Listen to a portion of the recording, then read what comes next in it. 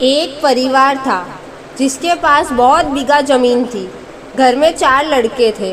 चारों खेत में मेहनत मजदूरी करके कमाते थे। परिवार बहुत बड़ा था। जितना वे मेहनत करते उतना उन्हें मिलता ना था, क्योंकि खेत में पानी की कमी थी और मौसम की मार पड़ती ही जा रही थी, जिसके कारण खाने तक के लाले थे तो बच्चों की पढ़ाई तो दूर की बात है। अगर इस बीच कोई बीमार हो जाए तो गरीबी में आटा गीला जैसी बात हो जाए। परिवार बहुत बड़ा था, जिसके कारण आपसी लड़ाइयाँ भी बढ़ती जा रही थी। वैचारिक मतभेद भी था। सभी अपने खेत के लिए कुछ अलग करके कमाना चाहते थे, जिसे देखकर परिवार के मुखिया ने खेत को 4 बराबर हिस्सों में बांट दिया और सभी भाइयों को अपने अपने परिवार की जिम्मेदारी सौंप दी, ताकि जिसे वो जो बेहतर लगे वो करे। अकाल की स्थिति थी। ऐसे में चारों परिवार दुखी थे। तभी एक उद्योगपति गांव में आया। उसने इन चारों भाइयों के सामने एक प्रस्ताव रखा, जिसमें उसने इनकी ज़मीन मांगी और बदले में ज़मीन की कीमत के साथ परिवार के जो भी सदस्य काम करना चाहते हैं उन्हें नौकरी का वादा किया।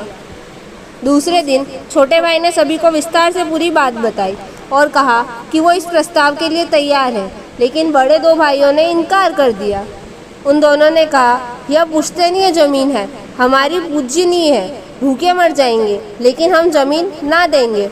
छोटे भाई ने बहुत समझाया, लेकिन वे नहीं माने। कुछ दिनों बाद उद्योगपति ने यह प्रस्ताव अन्य खेत के मालिक को दिया। उन लोगों ने विकट परिस्थितियों एवं बच्चों के भविष्य को देखते हुए प्रस्ताव स्वीकार कर लिया। कुछ समय बाद उस जमीन पर एक उद्योग बना, जहां कई ग्रामवासियों को नौकरी मिली। साथ ही उस जमीन मालिक को जमीन की कीमत और उसके बच्चों को नौकरी भी मिली, जिससे उन लोगों ने अपना अन्य कारोबार भी शुरू किया और दूसरे शहरों में भी ज़मीन खरीदी और उनका जीवन सुधर गया। उन्होंने एक बड़ा सा बंगला बनाया, जिसमें बाग को संभालने का काम वो चारों करते थे, जिन्हें पहले उद्योग का प्रस्ताव मिला था। एक दिन वो उद्योगपति उस घर में आया और उसने इन चारों को देखकर पहचान लिया और पूछा, कैसा चल रहा है?